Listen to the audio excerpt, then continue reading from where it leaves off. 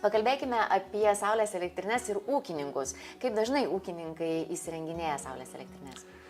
Ūkininkai, kaip ir kiekvienas verslas, skaičiuoja savo sąnaudas ir stengiasi kiek įmanoma maksimaliai taupyti. Tai saulės elektrinės ar energija iš saulės elektrinių yra būdas sutaupyti savo sąnaudas. Mes iš savo patirties galim pasakyti, kad vis dažniau ir dažniau sulaukiam užklausų ir įrenginėjam elektrinės nuo 10 kW iki 500 kW ir įvairiausių užklausimų turim.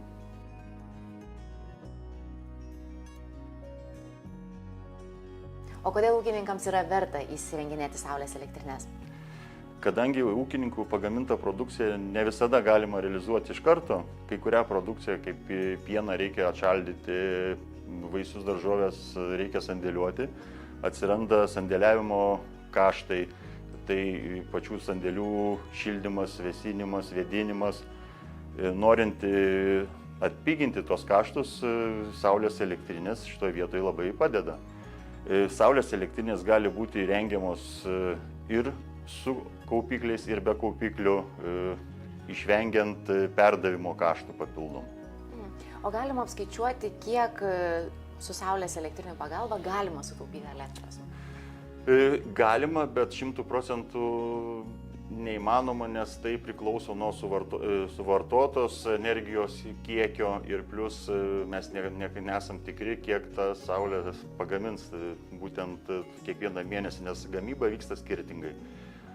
Turint patirtį, galim pasakyti, kad gamyba svyruoja nuo 90 iki 98% pagal įrengtą kilovatų galią. Tai nėra tokio labai tikslaus, bet mes taip vertinam, kad 3-5 metai yra atsiperkamumas.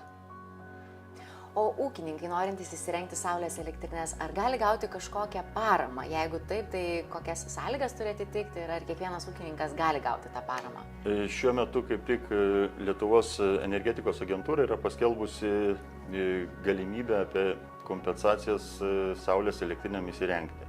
Į ją gali pretenduoti labai mažos įmonės ir ūkininkai, kurie atitinka labai mažų įmonių reikalavimus. Tai yra mažiausiai paskutinius metus veikiantis ir registruoti ūkininkų registre. Paramą gali gauti, kaip ir minėjau, iki 500 kW saulės elektrinėm įsirengti. Kompensacijos dydis gali būti iki 35% intensyvumo. Tai skaičiuojant kažkur, tai jeigu įsirengiant 500 kW elektrinę, tai gali siekti iki 187 tūkstančių eurų kompensacijos. Paramai skirta beveik 63 milijonai ir jinai tęsis tol, kol bus lėšų. Paraiškos priimamos iki šių metų rugsėjo 9 dienos.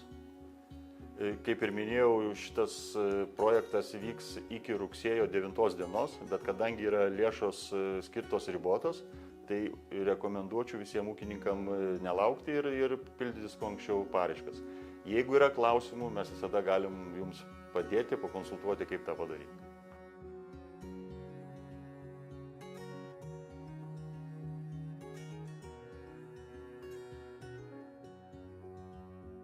O kokie yra saulės elektrinės įrengimo procesai? Siūlyčiau turbūt, kaip ir visiems, pradėti nuo to, kad reikia įsivertinti realų poreikį elektros energijos. Tai kaip ir kiekvienas ūkis, kaip ir ūkininkas turi žinoti realiai, kiek jam reikia, tada jau pradėti skaičiuoti. Pirmiausia, tada reikia kreiptis, užsipildyti paraišką paramai gauti ir pildyti paraišką ESO dėl sąlygų gavimo. Nes tai užtrunka ir tada nuo to galima žingsniuoti toliau pagal tai, kokios bus leistinos galios generuoti. Tada jau galima būtų pradėti projektuoti ir planuotis, kokios saulės elektrinės kokios reikia, kokie tinka ir kokią galima įrengti. Nes jų vėlgi yra įvairių, tai nuo šlaitiniam stogam pritaikytų, nuo antžeminių, kas aktualiausia ir ką galima sumontuoti. Tada jau mes galime pradėti judėti kartu kaip konsultantai ir ruošti rangos sutartį ir ieškoti pačio optimaliausio sprendimo. Parenkat elektrinę, kokia tai galėtų būti, ar tai antžeminė, ar ant stogo, pagal tai mes jau galime planuotis darbus.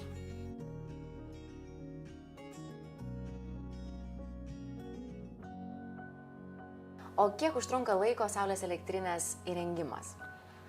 Priklausomai nuo saulės elektrinės galingumo, tai yra tam tikri reikalavimai. Jeigu, sakykime, saulės elektrinė iki 100 kW, atidavimas į ESO tinklus 0, realiai mes galime pradėti netgi šiandien, nes tada reikalingi kaupikliai ir viskas yra vidiniam tinkle. Tai tas užtruktų, sakykime, iki 30 dienų realiai. Jeigu medžiagos visos yra, tai labai greitas procesas. Įsivaizduokim, tai iki 2 mėnesių pilnas savo įrengimas.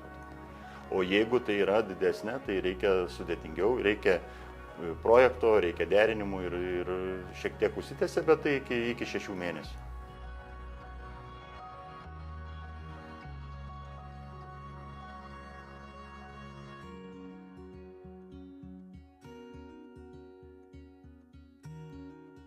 Bendraujant su ūkininkais vis girdžiu, kad jie neturi laiko. Galbūt ir saulės elektrinių jie neįsirenginėja būtent dėl laiko stokos.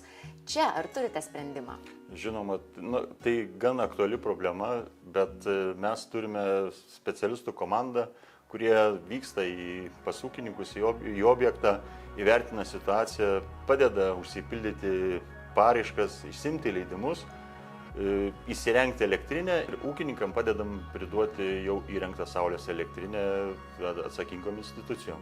Be to, mūsų įmonės darbuotojai teikia ir priežiūros paslaugą. Tai yra nuotolinis monitoringas ir pagal poreikį vykstam į vietą, apžiūrėti, įvertinti, ar viskas veikia, ar viskas tinkamai įrengta, ar prižiūrėta.